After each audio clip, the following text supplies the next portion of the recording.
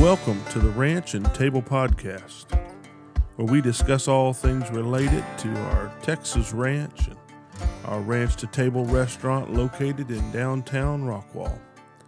I'm your host, Lee Wells.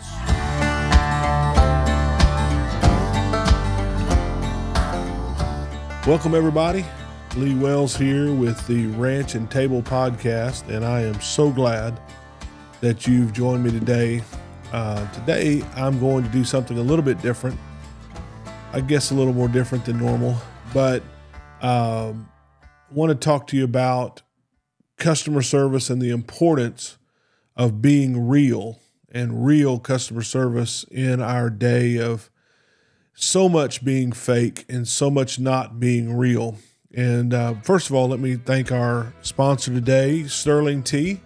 They are our friends. If you listen to the podcast, you hear me talk about them all the time.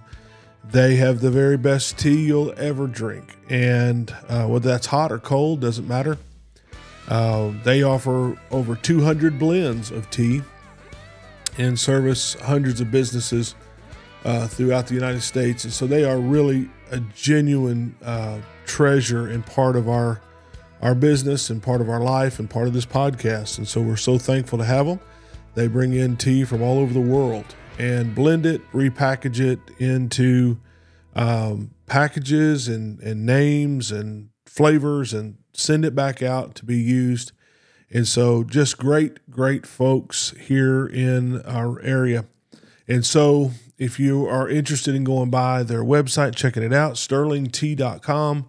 And if you use Wells 20, of course, you will get 20% off of your whole order. So go by sterlingtea.com and grab some tea today.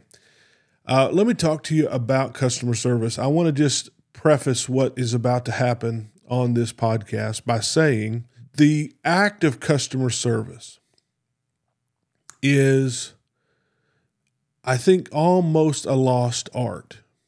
Let me just say there are some places in our area that have been doing a great job, do a great job. They really care. They do a great job of taking care of the customer and being consistent in their products and caring about pricing. Just great folks, really good folks. And so we're blessed in our area to have such great restaurants and great people running them.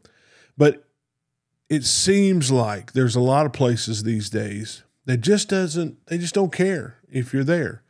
It seems like there's, teenagers running the place. And nothing against teenagers. I've got some hardworking teenagers at our place that do a good job, but it's almost like there's an immaturity running the place. And we know immaturity doesn't have an age to it sometimes. And so I'm going to show you a talk that I gave in a business luncheon earlier this year, and I think it's going to sum up our approach to customer service and kind of put it into an understandable format, very quick, very easy to understand. I had a time limit of 20 minutes on this event, and I hit it within just a few seconds of that time limit. And so I don't know, I think it's right at 20 minutes is what the video is. And so whether you're watching this or listening, I think you'll understand. But we're in a situation where I was brought up to speak to business professionals in our area. And it was just a really good day, really glad to be able to be there.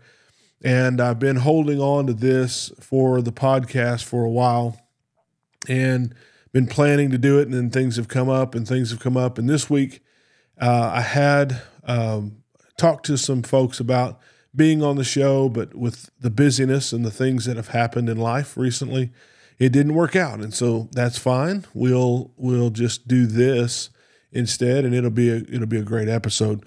So I'm going to start this in and let you watch it, listen to it, and then I'll be back to kind of talk to you just for a couple of minutes after it's over. I've been asked to speak in the lane of customer service and customer retention, and so my title today is Real Customer Service in an Instagram world. And I'll start out by saying I'm not against Instagram. That's not what I'm saying. But Instagram is definitely a place where you're going to find perfect pictures. You're going to find curated ideas. You're going to have the right angles. You're going to have the right kind of, vacation pictures and the smiles. And it's not going to have all the real that a lot of times our lives have in it. And I believe that we've seen this kind of thing for so long now that there's a new craving within our society for real, for the authentic. The other day I was scrolling through and I saw this picture on Facebook. So I'm not against social media, but on Facebook this gentleman had his real estate sign defaced, and as we all know, realtors hate for their signs to be thrown away. Any realtors in here? Anybody? They just hate it when this happens, and it's disrespectful. Well, he had the idea. I talked to him after I saw this picture. I talked to him for a little bit, and his first idea was he was going to get mad and upset, and one of those posts where to the white Camry that cut me off today, that goes to nobody that drives a white Camry, but he could have done that. Instead, what he did is he painted his face and got down in the dirt, and this went viral. And I think the reason that it did is because it's relatable, it's real, and we get it. We're like, you know what? That's the best response that guy could have come up with. And I looked last night, and it's so many shares. 4,000, 4,200 shares on this one image. That gets you a lot farther than that fist-shaking, ugly attitude, yelling at nobody, yelling at everybody. And so the realness, the genuineness of this, I believe, spoke to so many people. And we do the same kind of thing at Wells. We have some T-shirts that we've made. We have one for a Google review, a 1-star Google review that we received. And they so kindly said, overpriced burger, absolutely no flavor. And everyone has their opinions, even if they're wrong. It's possible to have this opinion. It's fine. Instead of getting upset and getting mad and just, typing it a horrible response, we just replied with the back of the shirt, which says, voted best burger every year. We sell a lot of T-shirts that say this. We have another one that's a green shirt. You may have seen it. It's a 2-star Yelp review, and it's about our pickles. I've never once said we make pickles or our pickles are special, but this review just trashed our pickles. And so we made a T-shirt. I'm on the third printing of that shirt. We sell so many of them. And I think the reason that works is we can relate to that. We work hard in our businesses. We give all that we can give. We work more hours than we can count. And then to have people just come by and flippantly say, it's not worth it, it's not good, you're doing a bad job, how come you can't have better pickles? It's so frustrating, but being real, I think, is the answer. Being genuine is the answer. And I think being real in a fake and filtered world is what helps us stand out at Wells. When I was starting out the restaurant, we didn't have any restaurant experience. I'd never operated a restaurant before, and I knew we had pretty good beef. We'd been selling beef for a year or so, and I had a lot of compliments on it. And I knew we could make a pretty good burger, but that's about all I knew. And the second thing I wanted to happen is I wanted people to feel the way that I want to feel when they sat down in my chair. When they sat at my table, I wanted them to feel at home. I wanted them to feel like they were having a burger out on the ranch with us. At the backyard, sitting down in a home environment, in a comfortable, peaceful feeling. And that's one of the best compliments I get on a regular basis is we feel at home here And that's the one thing that I have really tried to do the best that I can do. Make people feel like they're right at home. And then, of course, authenticity is always going to win. And then another thing you can take home with you today is that relatability rocks. And so the more relatable we are, the more authentic we are, the better chance we have at connecting with people and having people feel comfortable coming back and befriending us. And then it becomes more about the relationship than it does the product. I think whenever we can get to the place where our relationships with people are stronger even than our products that we offer, we have a customer for life. Even if you make a mistake, even if your pickles aren't the best, even if you charge $1 more for your burger than the guy down the street. Once you have a relationship with someone and you're relatable and you're authentic and you're real, then you have someone that's going to give you all the mercy and all the grace that you need to make those mistakes that are going to happen, because no one's perfect. It just is going to happen that way. And so I want you to look at this guy right here. I know you know who this guy is. Oliver Anthony. He's a pretty good singer. In his terms, he's a decent guitar player. He's a millionaire now because of one thing. There are more talented people. There are better singers. There's better guitar players. There's better video producers than what this gentleman has. But he has in spades a relatability. He has in spades a ability to connect where everybody is at right now. And his songs, are they the most well-written? I don't know.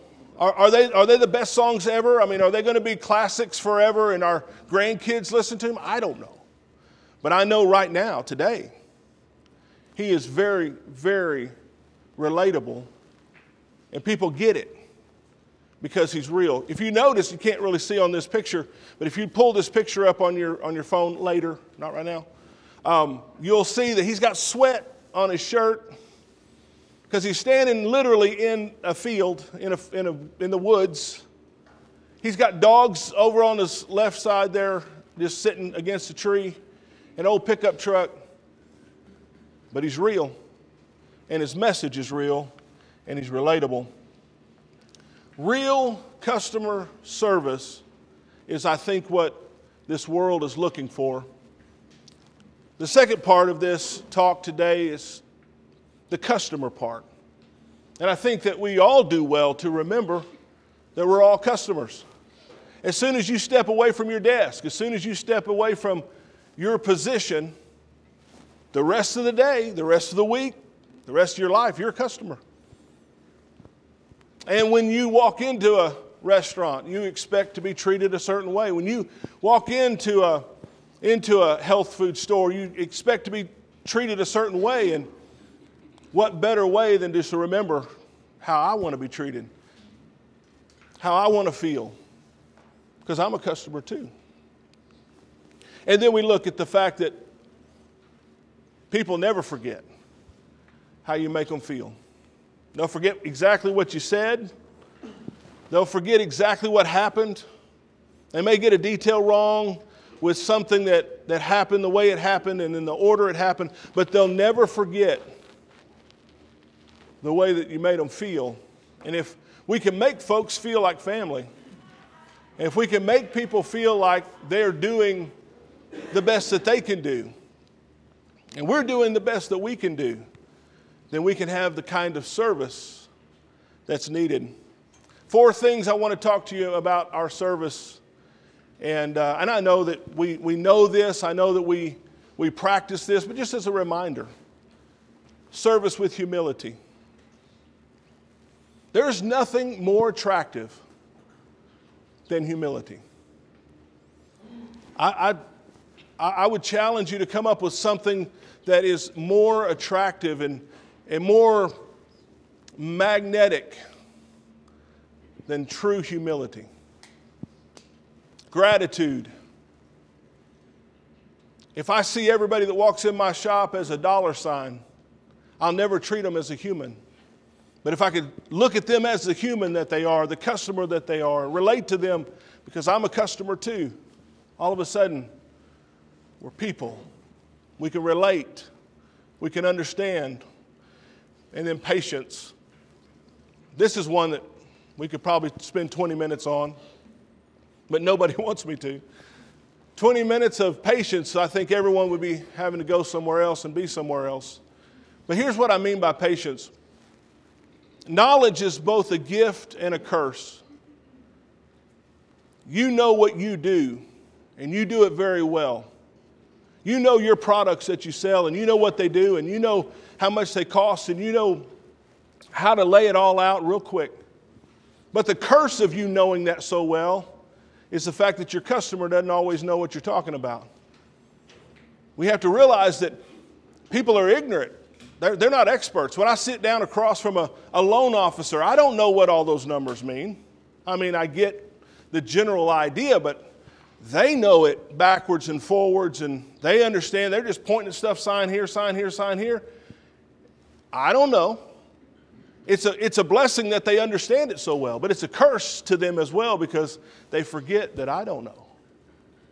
Patience, slow down and help somebody. When people walk into our restaurant, it's an old 30s house, and it's not laid out exactly the way a counter service restaurant would be laid out. And people come in the door and they look around, and they're lost because you can't, that's a dining room. You have to walk through the dining room to get to the ordering counter, and then there's another dining room on the other side. Those of you who've been there, you understand what I'm saying. It's kind of confusing. We have to remember to have patience with every person that walks in there because even though we know exactly how it works, we have to explain it over and over and over. Nowadays, I just say, it's only weird the first time. And then you get used to it, and then you know what to do. And it's easy. And then finally, consistency. My mom taught me from an early age, you have to be consistent every day with how you treat people. You don't get to take one day off and be a jerk. If y'all have been to my restaurants, you know Mom. You don't argue with Mom, not even now. I say yes, ma'am, a lot. She taught me you have to be nice every day. You have to be kind every day. You have to be consistent with your kindness every day because if you slip it up, if you mess it up, if you take a day off and you're having a bad day, it's very, very hard to get back on track. It's hard to convince someone once you've ruined that. And so consistency in our products and consistency in our handling and talking to others. I want to leave you with this, the solution. The solution is when you have an issue, a customer service problem, when you have something come up that you have to deal with, and you're at the place where you're either going to make a customer for life or you're going to run someone off for life, I want you to remember this one phrase. We're going to remove the differential. Let me tell you what I mean. Somebody says to me, you didn't bring my fries. I have two choices of how I can handle that. I could, number one, say, show me a receipt. And what that does is begin to create a differential between us. It begins to develop a conflict. Whenever I am assuming or maybe insinuating that they have maybe not paid for something and they're asking for it, or they're trying to get something over on me. Can I just say that I've never had anybody that I know of try to steal fries. Now, maybe in your business this is a problem, but with our clientele, with the folks that come eat with us, I don't think anyone's ever tried to steal $2.50 worth of potatoes from me. But you'd be surprised at how people treat that. So what I do when someone says, you forgot my fries, I say, what order of fries, what size fries? Be right back. Because I would rather lose $2.50 on fries and keep a customer for life than make a big deal just because I can, just because I'm in charge, just because I'm the owner, just because I can build this big differential if I want to. Let me get a manager. You ever heard that? Well, you get me the owner. All of a sudden now you're building this big chasm between where you are and where your solution ought to be. You're making this big impossible thing now that's probably not going to end well. And if I can never go there, if I can never make it happen, if I can just completely ignore that conflict was ever there. Now, sometimes you can't do that. I mean, you're not going to give away a car. There's some things you have to be hard on. But in general, when you can reduce that differential, it can cause a customer for life. Whenever I was walking through the restaurant, this is just a couple of weeks ago, I saw a man and a woman, I think it might have been a son and his mother. And the man had eaten a keto meal and had a keto bun, and I went by and checked on him, said, everything all right? And he's like, man, it's good, delicious, all that. I came back around and checked on him again, and he had finished his plate, just a pile of napkins. But the lady with him was just pinching pieces of her burger from the side and still had most of it there. I said, ma'am, what's wrong? What's wrong with your burger? And she said, oh, it just doesn't taste right to me. And I said, tell me what's wrong. She said, it's spicy or something. And I don't even know why I did this. I reached down, I put my hand on her hands, and I said, ma'am, you don't have to eat anything here you don't like. I said, let me have it. Let me take it to the kitchen. I'll bring you anything you want. What'd you have on it? What can I bring you back? And she told me what was on it. And so I went to the kitchen. I said, throw that in the trash. Make another one. No seasoning. You know, I told her what to do. Carried it back out. Let her have it. And I went on about talking to people and milling around. I was at the front table when you come in the door, and I was talking to a couple of couples that were sitting there, and I felt someone grabbed my hand as my back was to that aisle, and I turned around, and this lady had now grabbed my hand, and she said, that was the best burger I've ever eaten. I said, wow, thank you. She said, I have cancer. And I'm on so many medications right now that just mess up my palate, and I can't taste right, and nothing tastes good. And that was the best burger I've ever had. I said, ma'am, I'm so glad that you let me fix that. I'm so glad that we have this understanding that you can come back and get it any way you want it, anytime you want to. If I would have walked up to her and said, ma'am, what's wrong with that burger? And she said, well, there's something spicy on it. I could have said, well, you can order it any way you want to order it. We'll do it any way you want to do it. Next time, just tell us how you want it, and we'll do it right. There wouldn't have been a next time. There would not have been a second chance with her. She was already going through more than I can even understand right now. She was already in the middle of a fight for her own life. She wasn't going to come back and give me another shot. But instead, I made a customer for life. Everybody she talks to about Wells Cattle Company, she's going to have something nice to say because of one thing: just being real. Just seeing a problem and fixing it. Just making it go away without any pain. Making it go away just because we can. One of the best compliments that I've ever gotten in closing, my preacher's coming out, so I can get you listening one more time.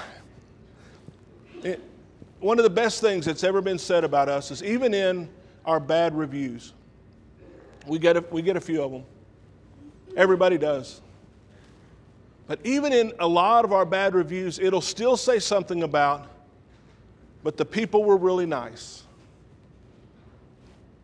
And even in the negative and even in the ugly, there's still room in there to be nice. And if I could just leave you with one thing today is people are looking for real, nice people. That's the key to customer service. Thank you very much.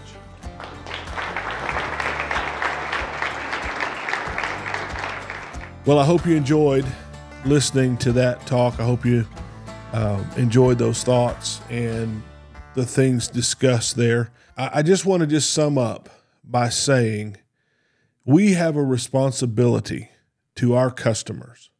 It's not optional. It's not something that we choose to do or not to do. Our customer service and the way that we handle our customers and the hospitality element of our business, whether you're a restaurant or some other type of business, whether you're large or small, doesn't really matter at all. It is an obligation that we have to care about our customers. And it is my firm belief, and I believe I just proved it through this speech, but it's my firm belief that if we will take care of people and we will do our very best for them, those who choose to be in our business, those who choose to be in our life, if we can take care of them, they will take care of us.